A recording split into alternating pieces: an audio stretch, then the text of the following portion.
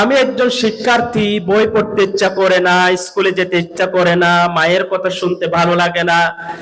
যখন স্কুলের টাইম হয় আমার ঘুম ধরে বেশি, আমার কম্বলের ভিতরে থাকতে ইচ্ছে করে। এই ধরনের অলস প্রকৃতি কখনো একজন আদর্শ শিক্ষার্থী হতে পারে না। আদর্শ তো না, শুধু শিক্ষার্থী হতে পারে না। সুতরাং আদর্শ শিক্ষার্থীর ক্যাটাগরিতে তারা পড়তে পারে না। এই জীবনকে মূল্যায়ন করতে হবে, এই সময়কে মূল্যায়ন করতে হবে, এবং এই সময়ের জন্য, এই সময় কিভাবে তুমি কাটিয়েছো তার জন্য আল্লাহর কাছে জবাবদিহি করতে হবে। সর্বপ্রথম আমি বলতে চাই আমার সম্মানিত মাদেরকে, আপনার সন্তান স্কুলে আসে 10টায়, স্কুলের টাইম 10টায়, ক্লাস শুরু হবে 10টায়। আপনার সন্তান আপনার বাড়ি থেকে স্কুলে আসতে কতটা সময় লাগে? যদি মনে হয় 20 মিনিট সময় লাগে, কিন্তু তাকে আধা ঘন্টা আগে ছাড়বেন না, আপনি 1 ঘন্টা আগে তাকে ছাড়বেন না। 20 মিনিট সময় লাগে, 20 মিনিট আগে কিংবা 25 মিনিট আগে 5 মিনিট হাতে রেখে তাকে ছাড়েন। কারণ মাঝখানে 20 মিনিট সময় লাগলো স্কুলে যেতে, বাকি 15 মিনিট 20 মিনিট সে স্কুলে, বাজারে, কোথায় কার সাথে কাটাচ্ছে এটা আপনার ওয়াকিবহাল নয়, আপনি জানেন না।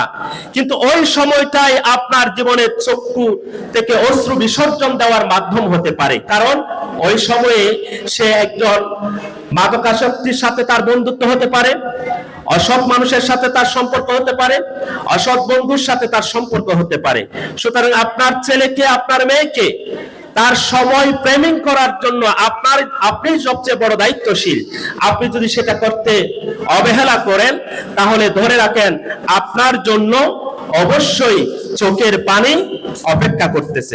আদালতে ঘুরতে হবে, কারণ আপনার সন্তানের বিরুদ্ধে মামলা হয়েছে। কারণ যখন সময় ছিল আপনার সন্তানকে আপনি নিয়ন্ত্রণ করেন নাই, তার সময়গুলোকে আপনি ফ্রেমিং করেন নাই, তার সময়গুলোকে আপনি নিয়ন্ত্রণ করেন নাই। এই সময় যদি ঠিক থাকে, আমরা শিক্ষার্থী হিসেবে যদি সময়গুলোকে নিয়ন্ত্রণ করতে পারি, আমাদের জীবনে শৃঙ্খলাটা ফিরে আসবে।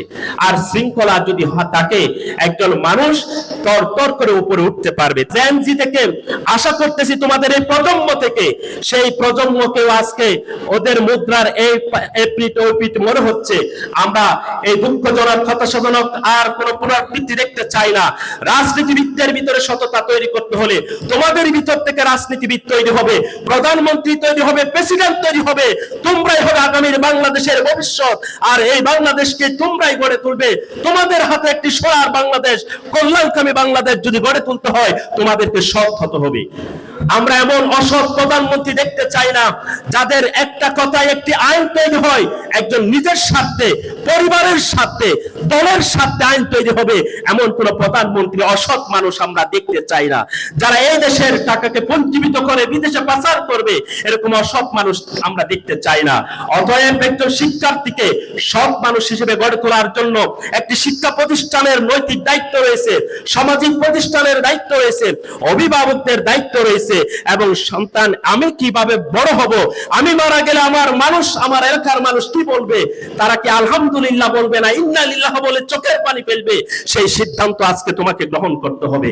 অতএব একজন শিক্ষার্থীকে তার শিক্ষার পাশাপাশি নৈতিকতা এবং সততার মানদণ্ডে উন্নীত হতে হবে।